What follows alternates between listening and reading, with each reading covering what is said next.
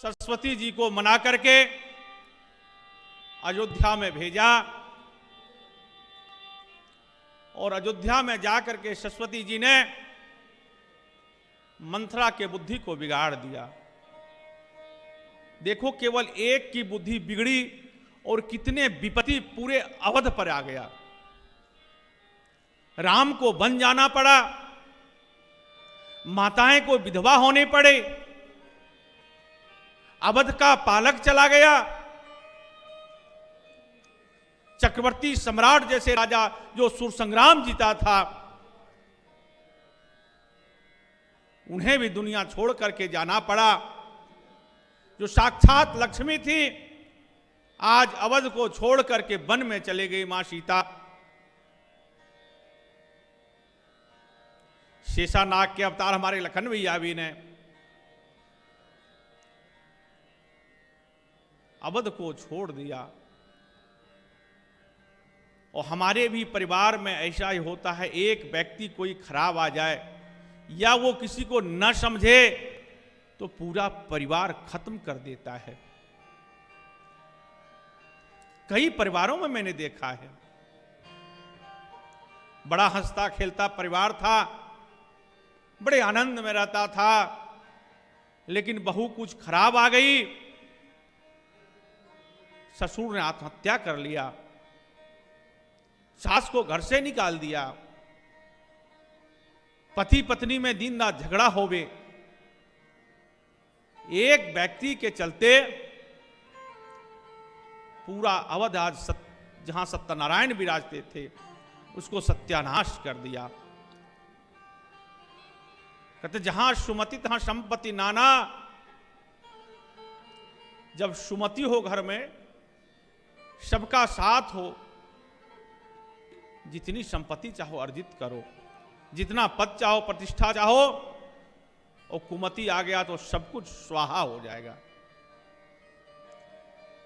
और राम कथा यही संदेश देती है कि अपने परिवार में अपने पति के प्रति, अपने पत्नी के प्रति, भाई के प्रति, पिता के प्रति, पुत्र के प्रति, मां के प्रति क्या स्वभाव, क्या विचार, क्या आदर, क्या स्नेह और कैसे रहना चाहिए, पूरी राम कथा मानो जीवन कैसे जीना है इसी को सिखाती है। अगर भाई में बंटवारा हो तो विपत्ति का हो। अभी आप देखेंगे कि लोग संपत्ति के लिए लड़ते हैं। देखो हमारे सनातन संस्कृति में दो ग्रंथ बड़े महान हैं, एक रामचरितमानस और एक महाभारत। जहां कुर्सी की लड़ाई होती है वहां महाभारत जैसा युद्ध हो जाया करता है, और जहां विपत्ति की लड़ाई होती है, मैं विपत्ति लूंगा, मैं विपत्ति लूंगा, मैं वन को जाऊंगा, वहां रामचरितमानस जैसे ग्रंथ की रचना हो जाया करती है, रामायण जैसे ग्रंथ की रचना हो जाया करती है। अभी भरत जी आगे कहेंगे कि आप वापस चलिए, मैं जीवन भर वन में रहने को तैयार हूं, अगर वन ही भोगना है तो मैं भोगूंगा, आप क्यों भोगेंगे। लेकिन महाभारत में कुर्सी की लड़ाई है, राजा बनने की लड़ाई है, सभी लोग मारे गए, कुछ गिने चुने लोग ही बचे। हां कृष्ण जी जब कुरुक्षेत्र से महाभारत की युद्ध के बाद लौट रहे थे तो रास्ते में एक संत ने रोका, हे कृष्ण रुको, क्या हुआ, तुम गए थे हस्तिनापुर कंप्रोमाइज करवाने के लिए, दोनों का मेल मिलाप करवाने के लिए, हुआ। बोले नहीं गुरुजी नहीं हुआ। बोले क्यों, क्या हुआ। बोले युद्ध हो गई, महाभारत हो गई। बोले कितने लोग मारे गए। बोले ये मत पूछो, कितने लोग बचे हैं ये बता सकता हूं, 5 पांडव हैं, कृपाचार्य जी हैं,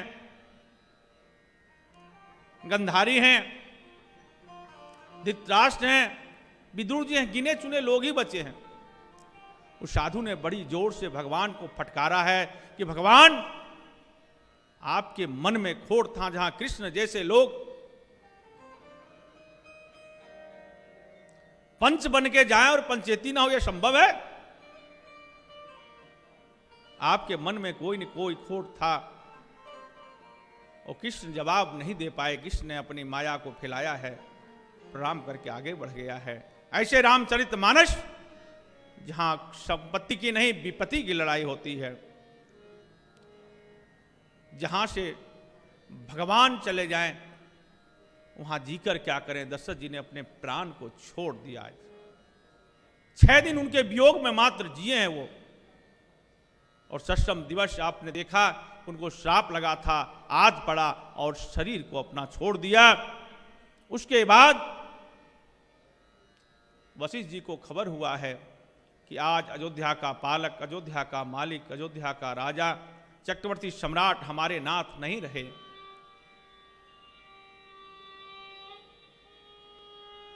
वशिष्ठ जी आए हैं, सभी रानियां रो रही हैं, पूरा महल के लोग रो रहे हैं, पूरा अयोध्या रो रहा है। लेकिन यह कोई बड़ी बात नहीं है कि आपका बेटा आपके मरने पर रोए। यह कोई जरूरी नहीं है कि आपका पिता रो, आपके सगे संबंधी ये तो रोएंगे, आपसे स्वार्थ है। लेकिन आज गुरु वशिष्ठ दशरथ के लिए रोए हैं। गुरु कभी रोया नहीं करता, गुरु संतावना देता है, समझाता है, वह संभालता है। लेकिन आज गुरु वशिष्ठ दशरथ के लिए रोए हैं, क्योंकि ऐसा राजा अब दोबारा नहीं होगा, न भूतो न भविष्यति। क्योंकि हमारे और आपके भी जीवन में कुछ ऐसा कर चलें कि अपने तो रोएं, लेकिन जो पराए हैं वह भी रोएं कि बड़ा अच्छा व्यक्ति था, बड़ा अच्छा था, समाज का बड़ी अच्छा काम करता था, समाज के लोगों को बड़ा पसंद करता था, कोई सामाजिक कामों तो सबसे आगे खड़ा रहता था। और यह सीख हमारे सनातन संस्कृति में एक एक शब्द में सीख ही है, सिखाता ही है। 50 के बाद 51, क्या 50 उम्र हो गई है, आप अपने बच्चों को ताला चाबी सौंपो और वन को जाओ। वन का मतलब जंगल में मत चले जाओ, अपने घर को ही वन बनाओ और भगवान के नाम का सुमिरन करो।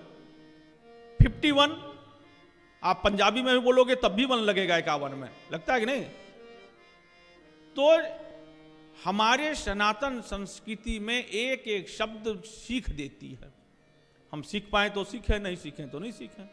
52, 53, 54, 55, 56, 57, 58, जब 58 तक हम और आप नहीं सुनते तो कहता 59 मैंने आधा मूर्ख। फिर भी हम नहीं सुनते, नहीं जाने को तैयार, तो कहता 60 मूर्ख, तू समझने वाला नहीं है। बोलते हैं 60 मतलब मूर्ख। हमारे यहां एक एक शब्द, पशु पंछी सभी लोग हमें सीख देते हैं। कोयल भी, अगर सुबह सबसे पहले अगर कोई जगता है तो कोयल, आपके कानों में सबसे पहले किसी की आवाज आती है तो कोयल की आवाज आती है। और कोयल भी हमको आपको क्या सिखाता है?